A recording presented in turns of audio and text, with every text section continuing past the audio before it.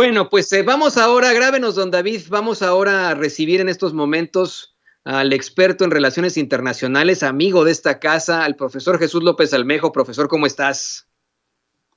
Hola, mi querido Antonio, muy contento de estar aquí con ustedes en Sin Censura y siguiendo muy de cerca la cobertura especial de la toma de posesión del nuevo presidente de Estados Unidos, Joe Biden. Así es, muy importante que podamos desmenuzarla absolutamente contigo, profesor, porque hay tanto de qué platicar, hay tanto que decir, hay tantas cosas que han ocurrido en estas últimas horas. Es muy importante que empecemos a darle el análisis correspondiente, pues adelante. Punto número uno. Tu opinión, tu análisis, tu idea sobre esta toma de protesta en medio de un Washington D.C. casi amurallado, atrincherado, con un despliegue militar impresionante, un despliegue militar que se dice es muchísimo mayor del que existe en estos momentos en Irak y en Afganistán. Profesor Jesús López Almejo. Claro que sí, pues es que tiene su razón de ser. Hemos visto la situación muy tensa en Estados Unidos. Donald Trump la dejó muy polarizada, no supo reconocer su derrota abierta en términos electorales, a diferencia de cuando él perdió el voto popular, pero ganó el colegio electoral y se lo respetaron y le honraron esa parte. Él, a pesar de que perdió por un montón, por millones de votos, no reconoció, intentó confundir a la gente, ganar capital político. Un presidente, el orangután naranja de la Casa Blanca, que ya se va, ahora sí sería el orangután naranja de la casa, de la mansión Mar y Lago en la Florida, que concentró la atención en él, Antonio, más que en la presidencia de los Estados Unidos. Y esto, obviamente, con este discurso tan polarizante, termina por dejar una tensión que los fanáticos, los blancos, supremacistas, hasta el de la teoría QAnon, que ahora se siente decepcionado de Trump porque dice el abogado que se enamoró tanto de él, que se quedó tan con el mensaje tan clavado, que luego se sintió decepcionado cuando Trump salió a condenar el asalto al Capitolio. O sea, lo que te habla de que un tipo pragmático que traiciona a sus aliados hace quedar mal a sus seguidores que fanáticamente lo defienden.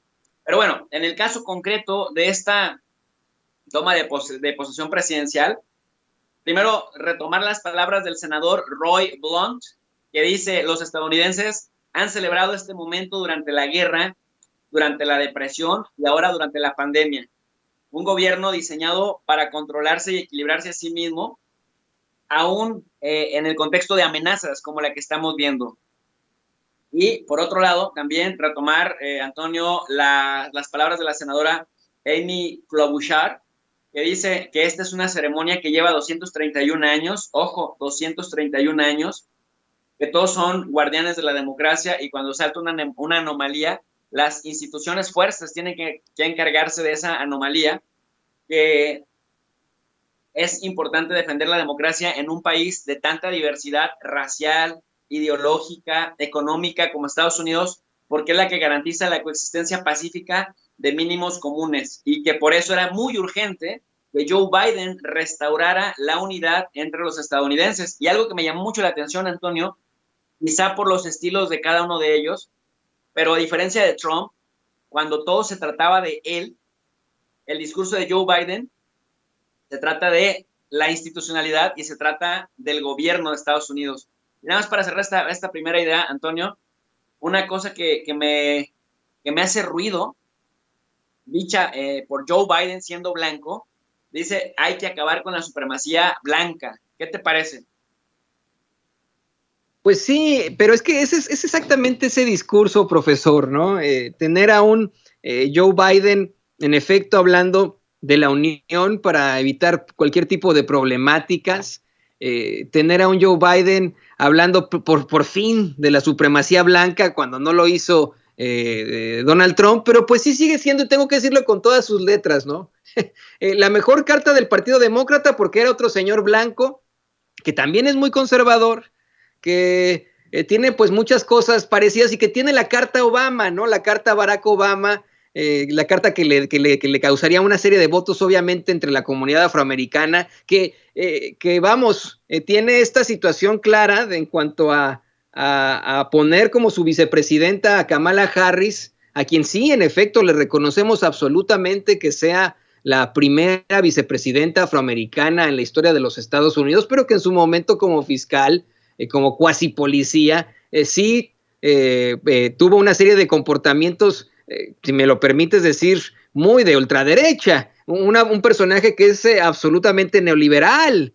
Entonces, ahora que se habla así de la unión, sí se habla del supremacismo blanco, yo me quedo con esa duda, con esa cuestión. Obviamente, este presidente tiene que apelarle, tiene que buscarle a que exista una unión en Estados Unidos, una unión con aquellos que no votaron por él. Pero creo que es una situación muy buena para ellos, para los racistas, para los supremacistas blancos, que de todas formas el presidente de los Estados Unidos sea un señor blanco.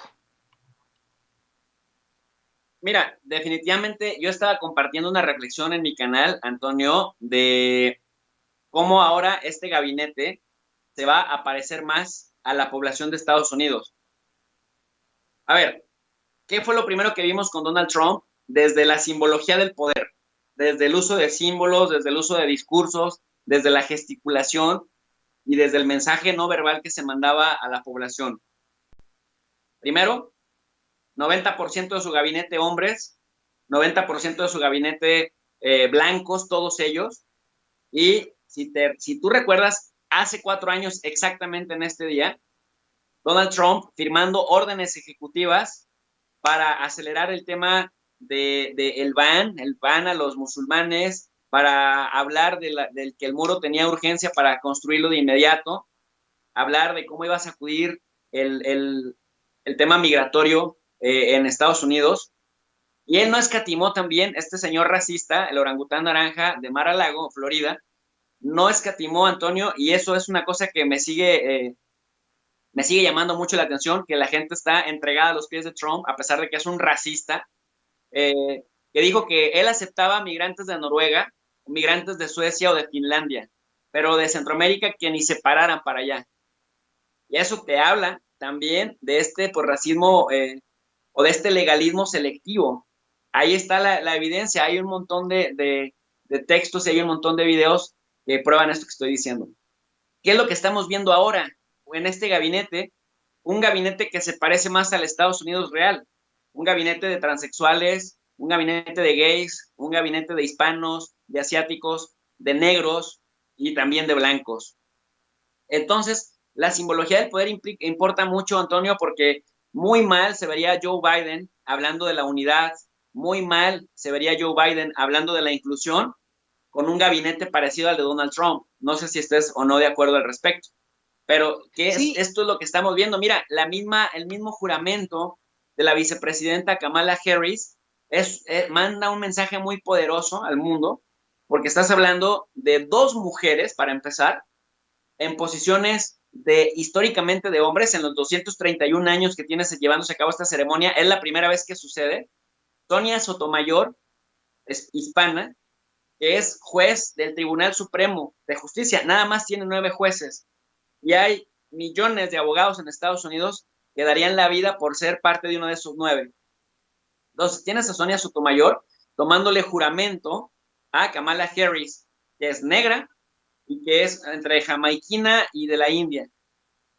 Entonces, esto te habla de que, por lo menos, desde la simbología del poder, el mensaje que se está mandando es que este gobierno se va a parecer más al Estados Unidos real. Y ahí te mando esta carta, Antonio, tú que vives allá. Si no funciona este gobierno, que se parece más a la población, es que algo sucede entonces en el país. Pues sí, qué fuerte lo que nos dices, profesor. Exactamente. Tendría que, en estricto sentido, funcionar. Y le voy a pedir a don David que nos grabe, porque hay que continuar con ese análisis fuerte. Hay que pensar también en esta parte en la que tenemos una y otra vez mensajes, breaking news, de que una de las primeras propuestas, iniciativas de la administración Biden iba a ser la reforma migratoria integral. Yo quiero insistir con esto desde el principio. Ya en estos momentos ya es nuestro presidente. Esa es la realidad, que a los que vivimos aquí en Estados Unidos, pues es nuestro presidente, nos guste o no. pero ya es el presidente Joe Biden, y por eso es que nosotros tenemos que exigirle ya con todas nuestras fuerzas, nos guste o no, usted me diga a mí o no que yo soy pro Biden o anti Biden, no, yo soy periodista, voy a insistir con eso hasta el cansancio, y hasta el cansancio le vamos a exigir a ese Joe Biden que cumpla con sus promesas. En esta toma de protesta, profesor Jesús López Almejo, sí, en efecto, tenemos una mujer afroamericana juramentando como vicepresidenta de los Estados Unidos, siendo juramentada por una jueza, una ministra de la Suprema Corte de origen hispano, pero en el discurso de inicio, de inauguración, no escuchamos de ninguna forma, no escuchamos en ningún párrafo que el nuevo presidente se refiriera a la inmigración. Y bueno, esta sí es una verdad innegable. El pilar, el pináculo de la nación, el pináculo de los Estados Unidos es precisamente esa inmigración. ¿Qué podemos esperar ahora, profesor Jesús López Almejo? Pues ahora me parece, mi querido Antonio, que lo que toca hacer es gastar la energía, gastar y realizar la presión directamente desde los congresos locales hasta los congresistas que también van a juramentar y los 35 senadores que llegan, de que ahora sí cumplan con la promesa que se hizo, esta promesa rezagada desde con Barack Obama, que Joe Biden la retomó con mucha fuerza en su campaña electoral y que, bueno, todavía volvió a decir que va a mandar una iniciativa justamente para que en los primeros 100 días se empiece a trabajar ya en el Congreso y en el Senado, ahora que los demócratas tienen mayoría en ambas cámaras. Esto va a ser una prueba de fuego, mi querido Antonio, porque mira, por un lado, hay buena parte del resentimiento por parte de la comunidad de origen hispano, sobre todo de la de origen mexicano, en contra de Obama, porque quedó a deber la reforma migratoria. Y lo más que pudo sacar fue DACA, el Dream Act. Sin embargo, ¿qué es lo que los orilla a votar por los demócratas? Que llega un tipo racista como Trump y que abiertamente quiere terminar con el DACA. O sea, eso es innegable. Si no lo detiene el Tribunal Supremo de Justicia, Donald Trump hubiera terminado con el DACA y muchas familias más hubieran quedado partidas. Por otro lado, Biden sabe que esta victoria que obtuvo es porque 7 de cada 10 estadounidenses de origen mexicano votaron por él y que son los principales beneficiados, potencialmente son el target de una reforma migratoria. De los 11 millones de personas que tendrían un camino a la ciudadanía con esta reforma que se pudiera aprobar en los próximos 2 años, impulsada por Biden, pues prácticamente 9 millones, casi 9 millones son de origen mexicano. Entonces, a mí me parece, querido Antonio, que ahora las pilas se las tiene que poner la comunidad de origen mexicano en Estados Unidos, quienes estén en condiciones de hacerse ciudadanos, porque hay que ejercer presión de lo que se conoce como el grassroots mobilization, ¿no? La movilización de las bases, activar a las bases, hacer llamadas telefónicas a la Casa Blanca, al Departamento de Estado, al Congreso de los Estados Unidos, agarrar a tu senador en corto para que desde ahí se vea el músculo político que ahora sí pretende cobrar ese voto que se le dio, ese voto de confianza que se le da por segunda vez a un presidente como Biden. Yo quiero hacer la aclaración, profesor Jesús López Almejo, que yo no soy ciudadano estadounidense, pero, y bueno, no sé, usted también, a lo mejor corríjame si me equivoco, pero como residente permanente o como inmigrante en este país, me guste o no, el presidente de este país es mi presidente, como yo tengo ese conocimiento, ¿no? Usted dígame si me estoy equivocando con eso. En México, una persona de cualquier origen que esté en México tiene si vive en México como inmigrante, su presidente es el presidente de ese país, ¿no? Del país en el que se encuentra. ¿O me equivoco, profesor Jesús López Almejo? No, mi querido Antonio, pues tienes toda la razón. Nada más que mira, Antonio, nosotros ahorita estamos experimentando esto también con las reacciones de la gente. Generalmente la gente más fanática no tiene una posición en el proceso comunicativo de interactuar. Generalmente la gente fanática, que es más determinista, viene a insultar, no aporta nada, no aporta razones, no aporta argumentos, no aporta lógica, no aporta información. aporta la fuerza de sus gritos y de sus insultos. Gritan tan alto y tan fuerte que ni ellos escuchan, y por lo tanto, en un proceso comunicativo en el que uno se la pasan denostando a quien piensa diferente, pues prácticamente se conoce como lo que decía Jürgen Habermas en el proceso de la acción comunicativa, en las lógicas de la acción comunicativa, se cae en una situación retórica del habla. ¿En qué sentido? En el sentido de que mientras unos damos argumentos y tratamos de aprender de la contraargumentación que nos puedan dar, la otra parte, la parte fanatizada, la parte gritona, la parte grosera, que viene a insultar a quienes decimos cosas que no les endulzan el oído, Antonio, porque eso es más que la verdad.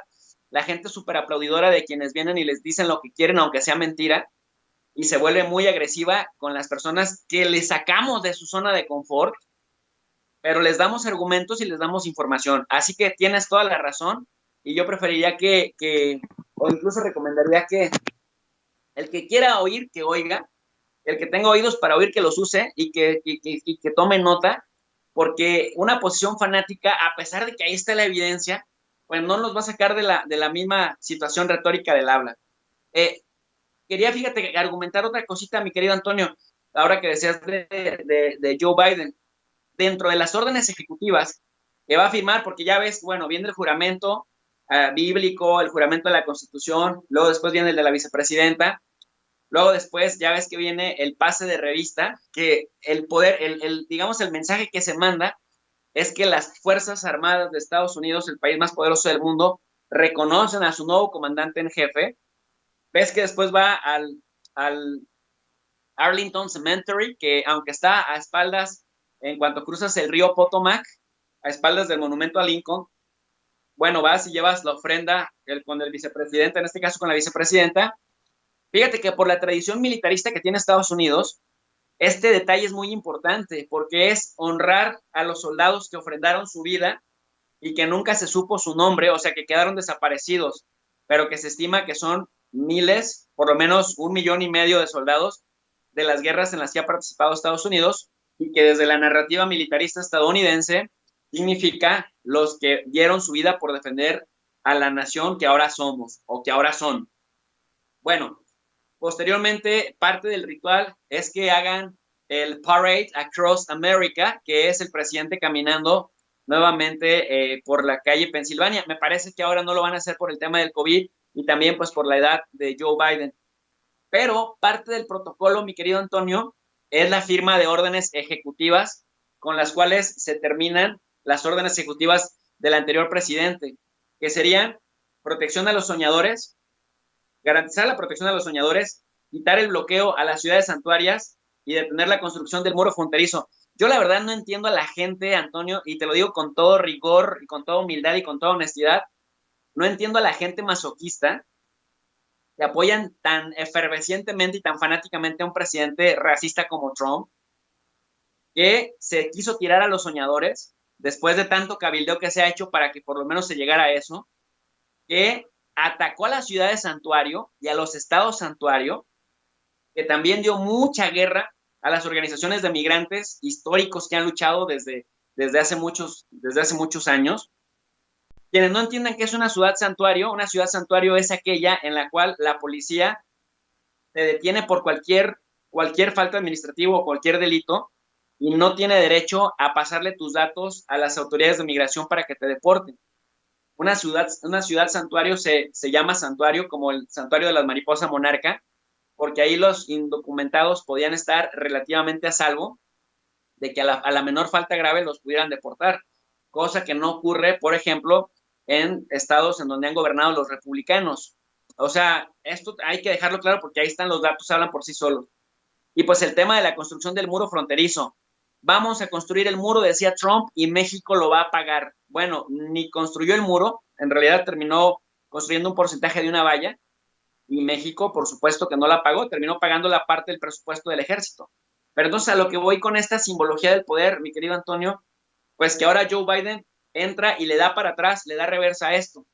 Y también otra cosa importante decir, ayer Trump firmó órdenes ejecutivas para acabar con una misma orden ejecutiva que él había emitido justamente hace 4 años, en donde se prohibía que funcionarios que trabajaron en el gobierno de los Estados Unidos en menos de 5 años pudieran cabildear. Dice, así que los que salen de la administración de Obama no van a poder ser cabilderos en por lo menos 5 años. Bueno, eso la firmó hace 4 años y ahora le dio para atrás. ¿Y tú por qué crees? Pues porque ahora él sí quiere empezar a cabildear, ¿no? Después de que le ató un poco las manos con las órdenes ejecutivas a los cabilderos o a los cabilderos en potencia de la administración de Obama, ahora él, que ya va de salida, elimina esa orden ejecutiva para que sí pueda cabildear antes de 5 años, pues él o personajes cercanos a él.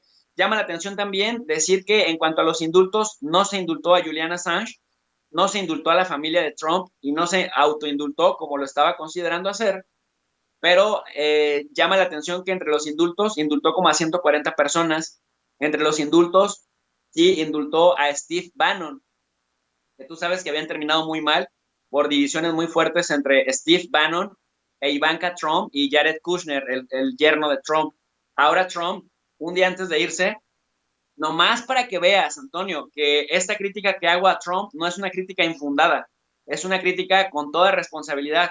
Este tipo es un racista y prefirió dejar libre de culpa a Steve Bannon, este estratega de ultraderecha súper anti-México, que a Julian Assange, quien hizo un ejercicio periodístico y que está siendo víctima de la censura, esa sí, censura de la buena, para que veas.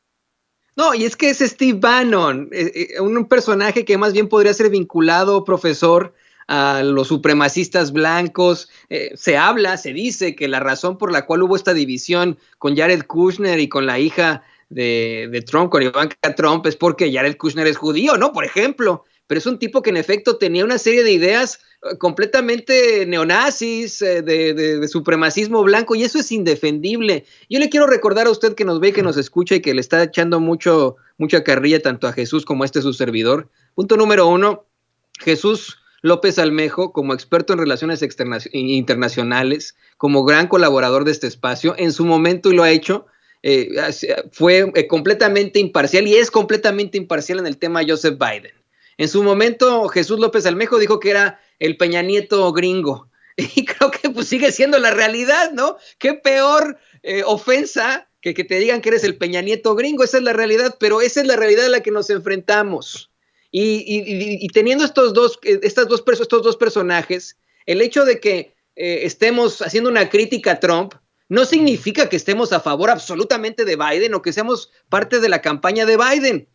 Yo insisto, durante toda la campaña y terminando la campaña, aquí en Sin Censura una y otra vez le hablamos y le mostramos el video en el que Joe Biden era increpado por un mexicano estadounidense sobre las deportaciones precisamente en tiempos del deportador en jefe Barack Obama. Y señoras y señores, seamos muy, muy claros, aquí yo lo he criticado hasta el cansancio porque le dio la espalda a este señor y le dijo que votara por Trump. Imagínese usted.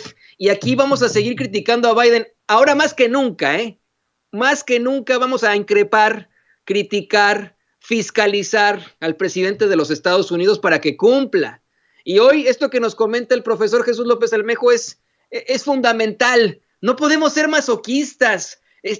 Usted sigue defendiendo a Donald Trump cuando hoy se está buscando ya acabar con todas esas órdenes ejecutivas para que ciudadanos de ciertas naciones no puedan entrar por su religión, para que nuestros dreamers, nuestros muchachos que llegaron aquí siendo chiquillos sin saberlo, puedan tener un trabajo, puedan viajar y conocer a sus abuelitos. ¿Usted verdaderamente va a ser suficientemente masoquista para seguir defendiendo a ese señor que separó a niños de sus papás, niños chiquitos? ¿Usted tiene hijos? Por favor, ¿de verdad? ¿Se imagina? Ya no le hemos puesto ese audio, no se lo queremos poner porque estoy convencido que suena exactamente como suena el infierno. Pero aquí en Sin Censura voy a decirlo hasta el cansancio.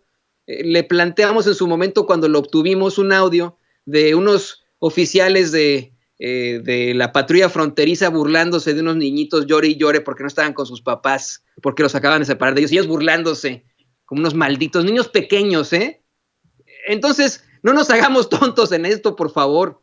Nadie los está censurando. Usted puede publicar en nuestros canales, en nuestros chats, y nos está tirando con mucha fuerza, muchísimas personas nos están tirando, pero lo aceptamos y se lo entendemos. Si pedimos de pronto a nuestros moderadores que se bloquee a una u otra persona es porque comparten spam, comparten pornografía o comparten el mismo mensaje 10 veces, 15 veces, 20 veces. Ese es un troll, ese es un bot. El que comparte el mensaje una y otra y otra y otra, ese es un troll o un bot. Así que vamos a ser serios y busquemos tener, por favor, un discurso más profesional. Por favor, en el ánimo, señoras y señores, de que todos podamos luchar por esa verdad con justicia. Yo le aseguro, y se lo pregunto a Jesús López Almejo, le aseguro que vamos a ser aquí imparciales siempre y que vamos a cuestionar y fiscalizar a Joe Biden estos próximos 4 años y si se reelige 8. ¿O no es así, profesor? Definitivamente, mi querido Antonio. Yo es lo que he repetido una y otra vez en los diferentes foros en los que participo. El cuestionar a alguien no significa ser pro alguien más. A mí me parece que desde la ignorancia, Antonio, mucha gente cree que Donald Trump es como López Obrador. Por más que nos hemos cansado de decir que no, que desde el origen López Obrador es una persona humilde, que es un patriota real, que es un tipo que tiene preocupaciones realmente por la sociedad, sobre todo por los sectores más vulnerables. Esto no es lo mismo que Trump. Trump utiliza una retórica que le sabe que funciona entre las masas conservadoras. Mira, si Trump estuviera acá en México, Trump sería Gilberto Lozano de Frena. Así tal cual te lo digo. Entonces, eso de que es patriota, de que se preocupa por la gente, de que es, pues no, para empezar es multimillonario, y un multimillonario que ha hecho su fortuna primero heredada y después llevando a la quiebra a sus empresas, con discursos polarizantes. Está enredado en más de 4,000 litigios legales, Antonio. Parte de la fortuna también tiene que ver con esto. Es un tipo que se acostumbra a quedarse con la mala de las cosas que le interesan, y una de ellas lo tradujo a la política.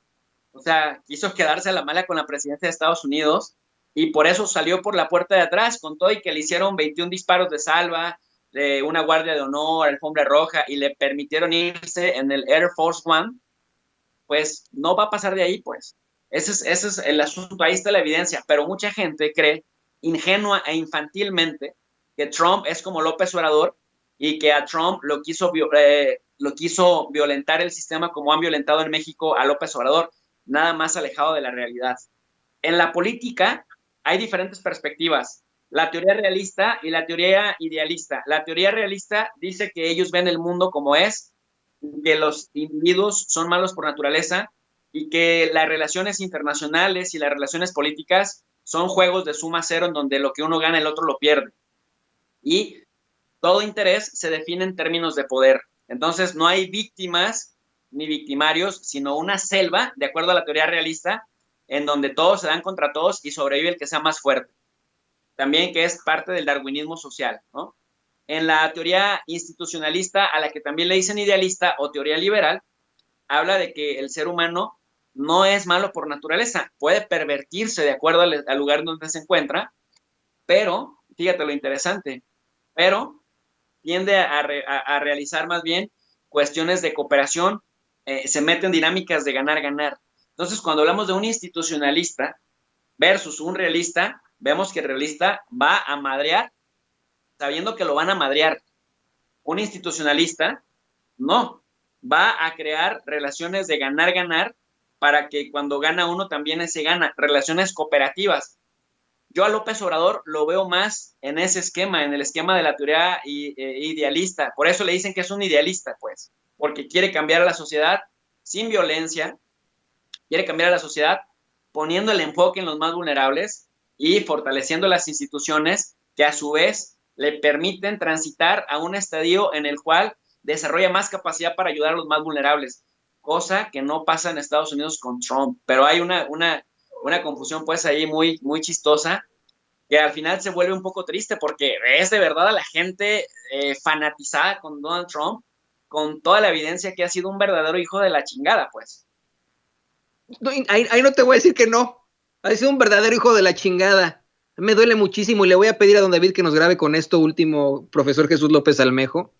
Una de las cosas que me duelen mucho al respecto de todo este discurso de defensa de mexicanos a Donald Trump, no solo es la separación de niños de sus papás en la frontera y de esos llantos que escuché yo en su momento, que me van a asustar hasta que me muera y que voy a también a luchar hasta el cansancio para que no vuelva a ocurrir, sino que la comparación de la que está hablando precisamente el profesor Jesús López Almejo, eso también me preocupa, no la que hace él, la comparación que hacen muchas personas que defienden a Trump, que lo comparan con el presidente López Obrador, cuando no tienen absolutamente nada que ver, no tienen nada que ver una cosa con la otra, y que usted, si lo hace, al comparar al presidente Donald Trump, bueno, el expresidente Donald Trump con el presidente López Obrador, le da argumentos a los fascistas, a los de la ultraderecha, a las Xóchitl Gálvez, a las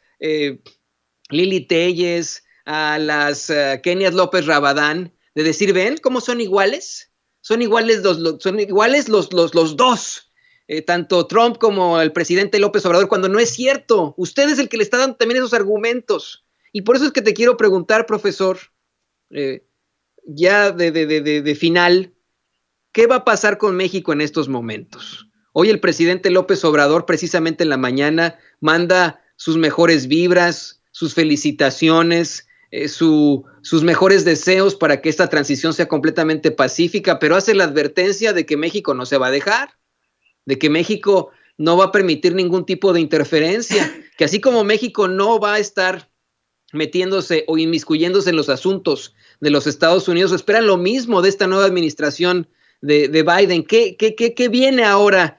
¿Cuál es tu proyección de esta relación entre México y los Estados Unidos? Es muy importante que lo podamos platicar. Pues mira, lo que yo visualizo, ciertamente, que además también es cierto decir que las relaciones entre México y Estados Unidos han sido históricamente como de amor y paz, o de amor y odio, transitan del odio al amor, pero el amor es pragmático y el odio también es estratégico, sobre todo en tiempos políticos, Antonio. Decía Mario Ojeda, para quien no lo conozca, es uno de los teóricos más reconocidos en México de la política exterior mexicana. Este señor decía que México era muy cuidadoso de sus relaciones con Estados Unidos, primero porque es el principal socio comercial, después por la asimetría gigantesca que teníamos económicamente, militarmente con Estados Unidos. Entonces, pero que también Estados Unidos veía de pronto en México ahí una manera estratégica de jugar con México para permitirle este frente de seguridad en la frontera sur. Y decía, en cosas que son esenciales para Estados Unidos, pero nada más importantes para México, México cede ante Estados Unidos. Si para Estados Unidos es esencial, Antonio, el terrorismo, pero en México no escuchamos casi tanto de terrorismo. Entonces, México cede en cuestiones de terrorismo porque para México es importante, pero no es esencial. Pero ¿qué sí es esencial para México? Para Estados Unidos es muy importante hacer la guerra, ser expansionista, etcétera. Cuando ha invitado a México a las coaliciones militares, a las alianzas militares, a que participen en la OTAN y estas cosas, México no le entra.